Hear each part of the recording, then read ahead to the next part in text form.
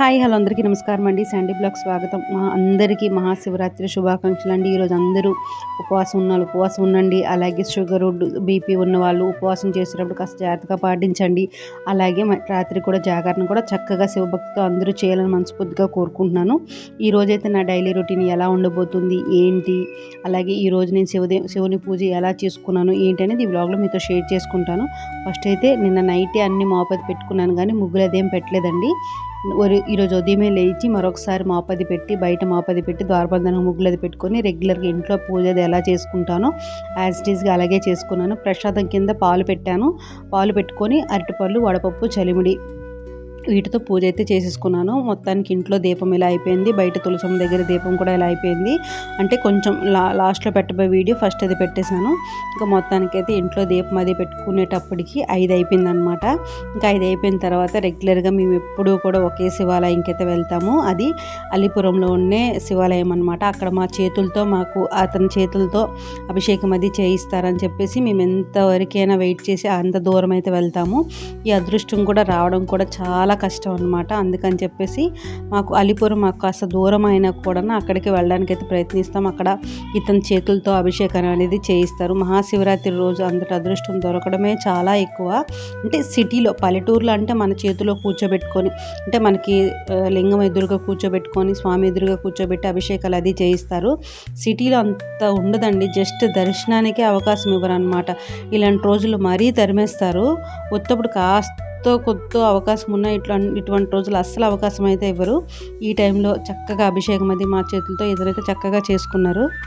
మా చేతులతో పంచామృత అభిషేకాలన్నీ చేసామన్నమాట. అంటే నేను అన్నీ తెచ్చుకున్నాను. పాలు, పెరుగు, పంచదార, తేనె, అలాగే గంధము, విభూతి, ఇంకా అన్ని రకాలు పాలు అన్నీ తెచ్చేసి మారేడుపత్రి అన్నీ తెచ్చి పూజ అయితే నేను అభిషేకానికి అన్నిటికీ ముందు రోజు నైట్ తెచ్చుకున్నాను. కానీ మరుసటి రోజు ఏదో అలా మొత్తానికైతే పూజ అయితే అభిషేకం అది చేసేసి శివరాత్రి రోజు అంత అదృష్టం కలగడం చాలా హ్యాపీగా ఫీల్ అయ్యాను. ఇంకా అతనే చేస్తారు, జస్ట్ నేను పక్కన నిల్చొని చేపట్టుకుంటాను అంతే అనమాట. ఇంకా బయట దీపాలు అది పెట్టుకొని ఇంకా ఇంటికైతే రిటర్న్ అయిపోతాం అనమాట. మేము ఇంటికి రిటర్న్ అయినప్పటికీ 6:30 ఇలా అయింది. మొత్తానికైతే శివరాత్రి రోజు ఆ శివుని దర్శనం అయితే అయిపోయింది. ఇంక ఇంటికి రిటర్న్ అయిపోతున్నాం. అక్కడ పంతులు గారు బొట్లు చూడండి ఎలా పెట్టారో మా ఇద్దరికి భయం వేస్తుంది అనమాట. ఇంకా మాకు నిద్రమతులు కూడా వదలలేదు. ఇంకా అలా లేచి గబగబా పూజ అది చేసి వెళ్ళిపోయింది. ఎందుకంటే నైట్ పడుకున్నప్పుడు లేట్ అయిపోద్ది కాబట్టి ఉదయం లేచిన సరిగా నిద్ర సరిపోక ఒక్కసారి ఎక్కువగా పడుకున్నట్టు మొఖాలు పొంగిపోతాయి. ఇంకా ఇంటికి వచ్చిన తర్వాత అతనికి టీ అది చేసిన తర్వాత రెగ్యులర్గా నేను ఇంట్లో పూజకి అది ఎలా రెడీ చేసుకుంటాను అంటే ఫస్ట్ ఇంట్లో దీపం పెట్టుకుని వెళ్ళిపోయాను. ఆ తర్వాత ఇంట్లో పూజకి అది రెడీ చేసుకున్నాను. ఎందుకంటే ఇంట్లో పూజ అది చేసి వెళ్దామంటే టైం సరిపోదు. ఇన్కేస్ సరిపోయినా కూడా జనం ఎక్కువ అయిపోతే దర్శనం మనకు అంత బాగా అవ్వదు. ఒకవేళ తెలిసిన వాళ్ళని పంపించినా కూడా ఆ క్రౌడ్లో మనం లేటుగా వెళ్ళి ముందుగా వెళ్ళిపోయి పూజ చేసుకున్నాం అనుకోండి, అది పద్ధతిగా కూడా అనిపించదు అనమాట. వెనక వచ్చి ముందు వెళ్ళిపోయారు రికమెండేషన్ మనం ఎలా తిట్టుకుంటాం, మనకి అవతల వాళ్ళు అలాగే తిట్టుకుంటారు. అందుకని చెప్పేసి ఎంతకు తెలిసిన వాళ్ళ కొంతవరకు మనం అడగగలం, కానీ మొత్తం అయితే మనం అడగలేము. నాకు ఇది కూడా నచ్చదు అనమాట. తెలిసిన వాళ్ళం కదా ముందు వెళ్ళిపోతాం అలా అనేసి ఎక్కడ నాకు అది రికమెండేషన్లు అయితే 90% నచ్చవు. ఎక్కడ మనం రికమెండేషన్ చేయాలి అంటే నా ఫీలింగ్, అది ఎవరి ఫీలింగ్ నాకు తెలీదు. తిరుపతి, సింహాచలం, కనకమహాలక్ష్మి గుడి అటువంటి టెంపుల్లో మనం చేసినా పర్వాలేదు. ఇంకా శివాలయం వాటిని కొంచెం కొద్ది గొప్ప కాస్త వెయిట్ చేస్తే మనకు దర్శనం అనేది బాగా అయిపోతుంది. కాకపోతే చిన్న అంత దూరం దేనికి వెళ్తామంటే అభిషేకం అది మన చేతులతో అతని చేతులతో చేయడానికి అవకాశం ఇస్తారని అంత దూరం అయితే వెళ్తున్నాం అనమాట. ఇంకా రెగ్యులర్గా నా పూజ అది ఇంట్లో నేను ఎలా చేసుకుంటాను ఏంటి అనేది ఈ వీడియోలో చూసారు. అంటే ఎప్పుడు శివరాత్రికి శివదేవుని పూజ అంటే శివుడి పూజ చేస్తాను. సోమవారం ఆడిపోతే ఎప్పుడు మారేడుపత్రితో ఎప్పుడు దొరికితే చేసేస్తాను. కాకపోతే ఇంకా మహాశివరాత్రి కాబట్టి ఈరోజైతే నారికేళ దీపం పెడతాను. ప్రతి ఇయర్ కూడా శివరాత్రికి ఖచ్చితంగా నాకు వీలైతే కనుక నేను కంపల్సరీగా నారికేళ దీపం అనేది పెడతాను. అది అంటే తెగ చూపించలేదని కాదు, ఒకళ్ళు చేస్తున్నారని కాదు, ఇంకా పెడితే మంచిదని చెప్పేసి అందరూ చెప్తున్నారు కదా, మరి సరే మనము కూడా చేద్దాం, శివరాత్రి ఒక్కరోజు అదృష్టం ఉంది కదా అని చెప్పేసి. వేరే అప్పుడు ఉంది అంటే కొంచెం ఆలోచించి ఇంకా వెతికి అన్నీ చేసి పెట్టవచ్చు, కానీ ఇదే టైం అప్పుడు పెట్టాలి అని చెప్పేసి ఖచ్చితంగా అనుకుంటున్నారు కాబట్టి తెగ అన్నిట్లో యూట్యూబ్లో ఇన్స్టాగ్రామ్లో చూపిస్తున్నారు కాబట్టి సరే అని చెప్పేసి నేను కూడా అలా అయితే నారికేళ దీపం పెడదామని చెప్పేసి అయితే అనుకున్నాను. మొత్తానికైతే రెగ్యులర్గా శివునికి ఎలా అయితే రెడీ చేసుకుంటాను పూజకి ఎర్ర గులాబీలు అలాగే చామంతులతో మొత్తంగా స్వామివారిని అయితే రెడీ చేసుకున్న తర్వాత ఇంకోటండి, అస్తమానంకి అన్నిటికీ చలిమిడి దీపాలనే కాదు కానీ మాకు షాప్ ఉన్నప్పుడు ఒక బ్రాహ్మణ ఆవిడ పరిచయం అయిందనమాట. ఆమె నాకు చెప్పారు, సంధ్య మనకి పార్వతీదేవికి చలిమిడి దీపాలు పెట్టినా చాలా మంచిది, నువ్వు పెట్టొచ్చు, ఇంకా శివునికి కూడా చాలా మంచిది చలిమిడి దీపాలు పెట్టు అని చెప్పేసి ఆమె ఒకసారి అయితే నాకు చెప్పారు. అప్పుడు నేను ప్రతి శుక్రవారం కూడా చలిమిడి దీపాలు అయితే పెట్టేదాన్ని పార్వతీదేవి కోసం అని చెప్పి, అంటే ఆమె దగ్గర వెలిగించేదాన్ని. అంటే ఆమె పేరు చెప్పి మన దేవుడి గుడిలో రెగ్యులర్గా ఎలా అయితే దీపం పెట్టుకుంటుందో అలాగే పెట్టుకుంటుందాను అనమాట. ఆమె చెప్పేది దగ్గర ఒక 1 year అయితే ఖచ్చితంగా చేశాను. అది చేసిన తర్వాత ఆ తర్వాత అలాగా కొన్నిసార్లు మానేశాను. ఆ మానేయడం అయిపోయింది అనమాట. ఇంకా ఈసారి కూడా శివరాత్రి నుంచి ఇంకా స్టార్ట్ చేద్దామని చెప్పేసి ఫస్ట్ అయితే శివునికి చలిమిడి దీపాలు అనేది ప్రిపేర్ చేసుకున్నాను. వాటికి ఏంటంటే మనం 3 నామాలు ఇలా పెట్టుకొని, అంటే మామూలుగా అయితే వెంకటేశ్వర స్వామికి తిరునామం పెడతాము, ఇతనికైతే ఇలా నామం పెట్టేసి నేను ఇలా అక్కడ యాక్చువల్గా అయితే విభూతితో పెట్టాలి. దీనికి కూడా విభూది ఉంది కానీ అది బాబా విభూతి అనమాట, అందుకని చెప్పేసి పెట్టుకుంటా గంధంతో అయితే పెట్టుకున్నాను. మళ్ళీ నారికేల దీపానికి ఏంటంటే ఒక ప్లేట్లో కాస్త పసుపు, కుంకుమ, అక్షంతులు, బియ్యం వేసి ఇలా కొబ్బరికాయ అనేది పెట్టాలి. కొబ్బరికాయ చిన్నగా తీసుకున్నానండి, పెద్దదేం తీసుకోలేదు. ఎందుకంటే చిన్నగా పెట్టానంటే మాకు హాల్లోనే దీపాలు కానీ పూజ కానీ ఏదైనా చేసుకోవడం అవుతుంది. హాల్లో చేసేటప్పుడు ఏంటంటే ఇంకా సమ్మర్ కాబట్టి పిల్లలు కూడా హాలిడే కాబట్టి పిల్లలు ఉంటారు.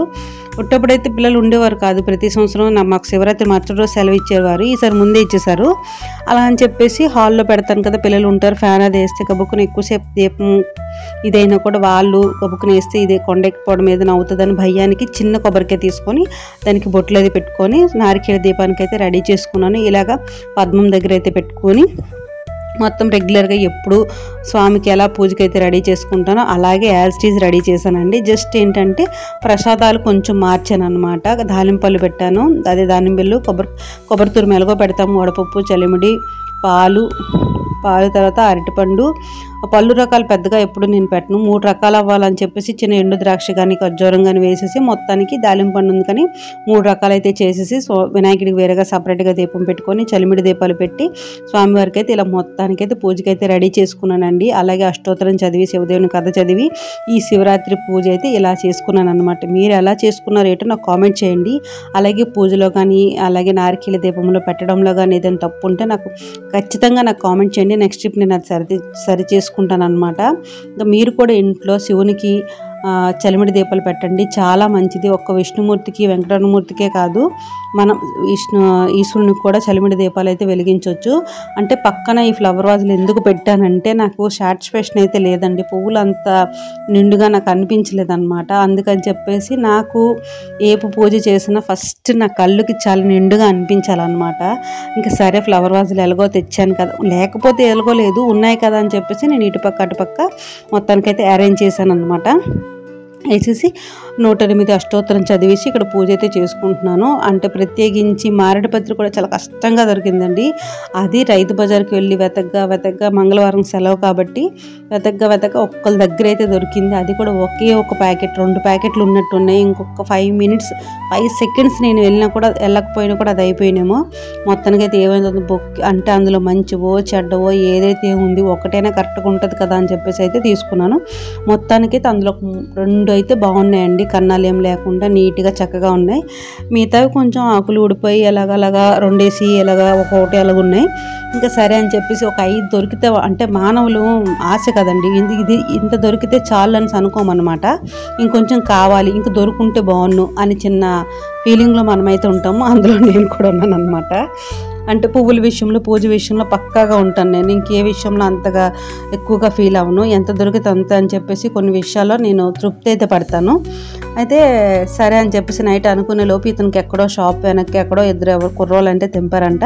అతను ఒక 2 అయితే తీసుకొచ్చారు. మొత్తానికి అయితే 5 కష్టానైతే చేశాను. కాకపోతే ఎప్పుడు నేను మారేడుపత్రి మీద బిల్వపత్రాల మీద నేను నామం తీస్తాను, అలాగే శ్రీ అని కానీ ఓం అని కానీ రాస్తాను. కాకపోతే చాలా చిన్న ఆకులు వచ్చాయి, అస్సలు దానికి ఏమి పెట్టేదానికి చేయడానికి ఏమి అవ్వదు. అందుకని చెప్పేసి అలా నీట్గా కడిగేసి స్వామి వారి దగ్గర వేసేసుకొని అష్టోత్తరం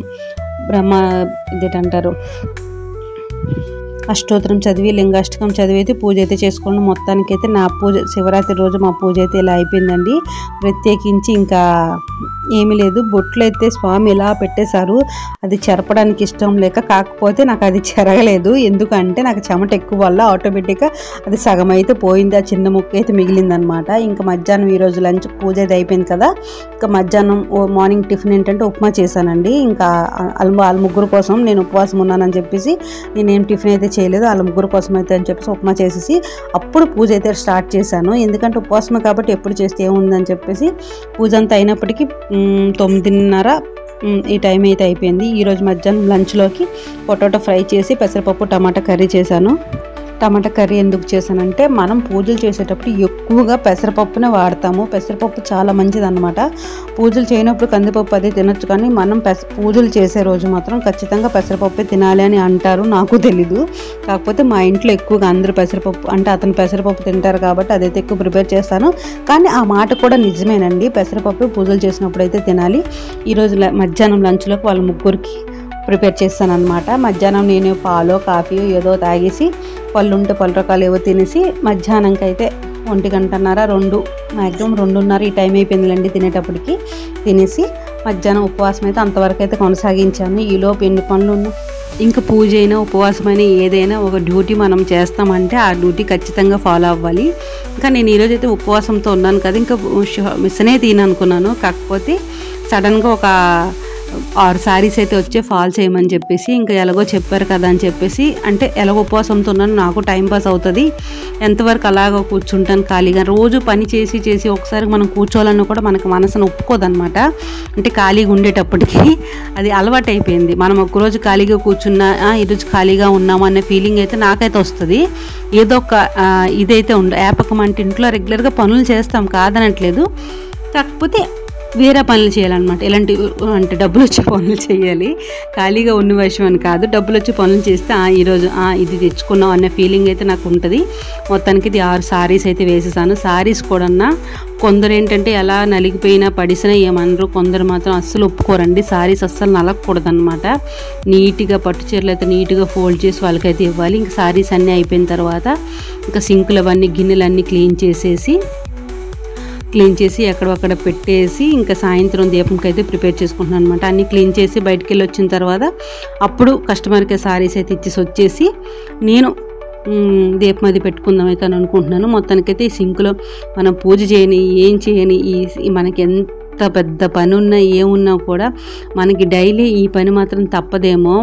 వంట పెంట గిన్నెలు బట్టలు ఇవన్నీ ఇంకెలాగో రెగ్యులర్గా కామన్. అయితే నిన్న నేను మార్నింగే బట్టలు అది తడిపేశాను. ఇంక అన్నీ తడిపి ఎత్తి పెట్టుకుని, అంటే పూజ రోజు ఇంకేం పని ఉండకూడదు అని చెప్పేసి. అలాగే ఈరోజు నా శివరాత్రి పూజ, అదే మహాశివరాత్రి రోజు గుడికైతే ఇలాగ వెళ్ళి అభిషేకం మా చేతులతో మేమైతే చేసుకున్నాము.